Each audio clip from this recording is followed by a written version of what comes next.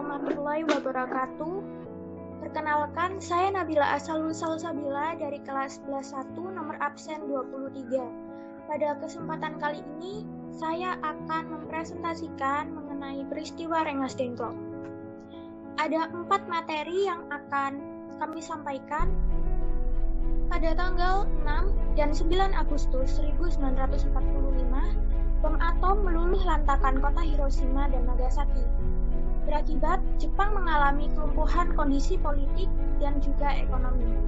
Tanggal 9 Agustus 1945, 3 tokoh Indonesia yakni Soekarno, Muhammad Hatta, dan Sujiman Widyodiningrat berada di Dalat, Vietnam, dan baru dapat bertemu Marsekal Hisaichi Terauchi pada tanggal 12 Agustus 1945. Terauchi adalah pemimpin militer tertinggi di Jepang, khususnya wilayah Asia Tenggara. Sekaligus, beliau adalah anak sulung Perdana Menteri Jepang, yaitu Terauchi Masatake. Terauchi berpesan bahwa Indonesia harus bersiap-siap merdeka. 3 tokoh Indonesia yang telah disebutkan sebelumnya, serta anggota-anggota PPKI, memiliki tugas untuk mempersiapkan kemerdekaan. Terauchi juga menyampaikan rincian 21 anggota PPKI yang sudah disusun oleh pemerintahan Dai Nippon. Kita berlanjut ke tanggal 14 Agustus 1945. Pada tanggal 14 Agustus 1945, Jepang menyerah tanpa syarat pada Sekutu.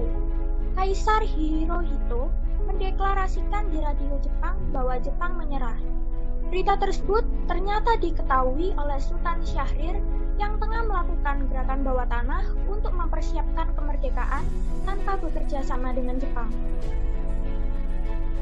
Di sore harinya, rombongan dari Vietnam tiba di Indonesia dan disambut oleh Khairul Saleh, Asmara Hadi, A.M. Hanafi, Sudiro, S.K. Trimurti, dan Sayuti Malik. Mereka, yaitu golongan muda, mendesak agar proklamasi segera diadakan sekaligus memberitahu kepada Soekarno dan Hatta bahwa Jepang sudah menyerah hari itu. Bung Karno tidak mengindahkan saran dari para pemuda.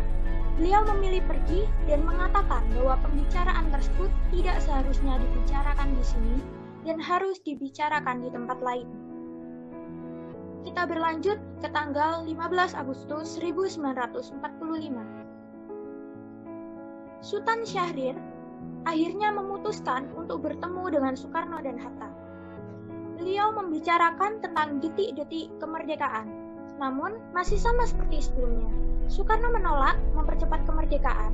Beliau mengatakan bahwa ada prosedur untuk melakukan kemerdekaan. Golongan muda berkumpul. Malam harinya, para pemuda dari kelompok Menteng 31, antara lain Khairul Saleh, Johar Nur, Abu Bakar Lubis, Armansyah, dan Suktio Sastro Satomo berkumpul di belakang Eichmann Institute. Wigana dan Aidit juga turut serta. Mereka kembali membahas rencana proklamasi kemerdekaan Indonesia. Setelah itu, muncullah keinginan mereka untuk membuat Soekarno dan Hatta keluar dari pengaruh Jepang. Mendatangi kediaman Soekarno. Pada pukul 11 pada malam hari, Wigana dipilih menjadi ketua utusan sekaligus juru bicara untuk bertemu Soekarno di Jalan Pegangsaan Timur nomor 56, didampingi oleh Khairul Saleh, Subadio Sastro Satomo, Suronto Kanto, dan Ahmad Aidit. Setelah menjelaskan maksud kedatangannya, Wigana mulai mendesak Bung Karno untuk memerdekakan Indonesia. Mereka berdebat keras, bahkan Bung Karno sempat marah kepada Wigana. Rapat para pemuda di asrama Baperpi. Menjelang sahur pada pukul 01.30 dini hari, desakan Wigana pun gagal. Akhirnya para pemuda undur diri dan melanjutkan rapat ke asrama Baperpi di Jalan Cukini nomor 71. Mereka memutuskan bahwa kemerdekaan harus dinyatakan sendiri oleh rakyat dan tidak menunggu kemerdekaan dari Jepang. Mereka berencana untuk menjauhkan Soekarno Hatta dari lingkungan orang-orang Jepang ke sebuah tempat yang bersih dari pengaruh Jepang, yaitu Rengas Dengklok.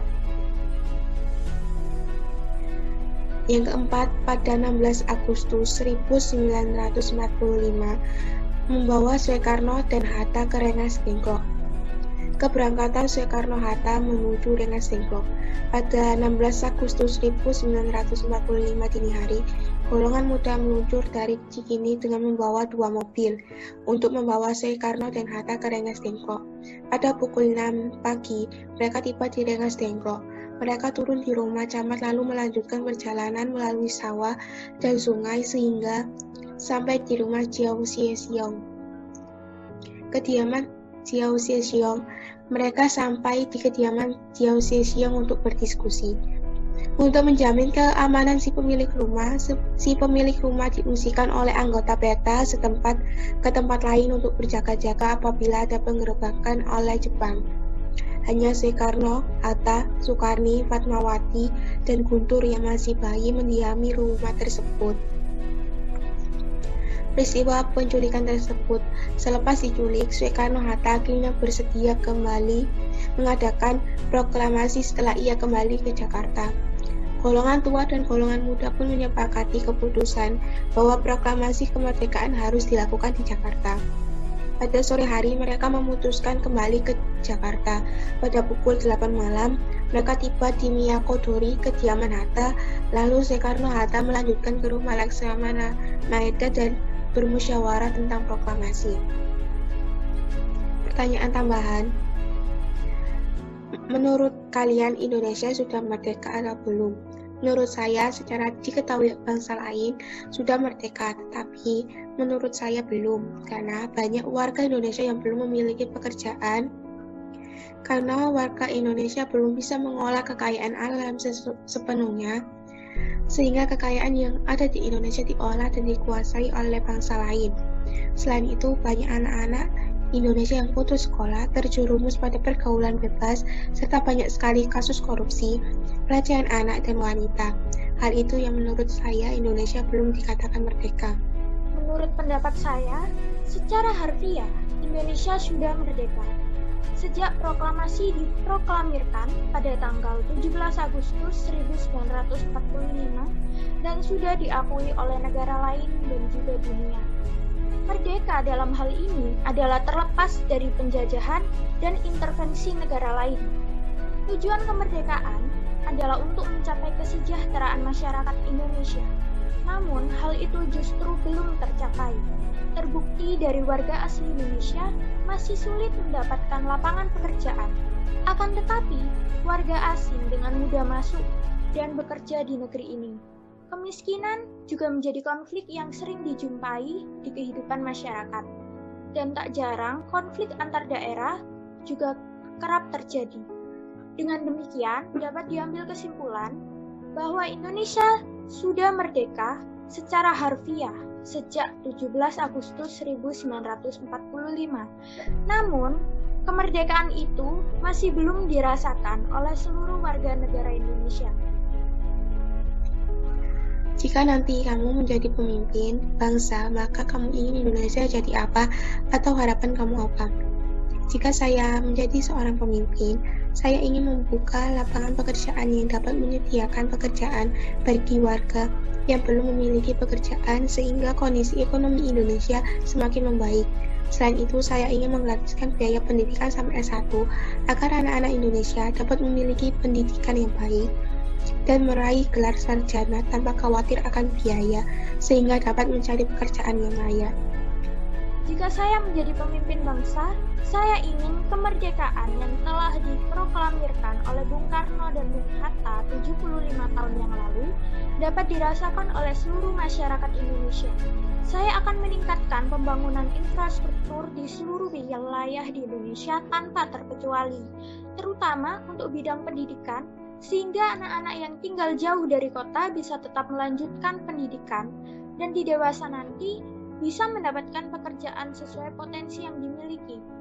Karena kualitas pekerjaan di Indonesia harus menjadi lebih baik dengan masing-masing dari mereka memiliki skill yang telah dipelajari semasa menjalani proses pendidikan. Mungkin itu saja yang bisa kami sampaikan, kurang lebihnya mohon maaf. Wassalamualaikum warahmatullahi wabarakatuh.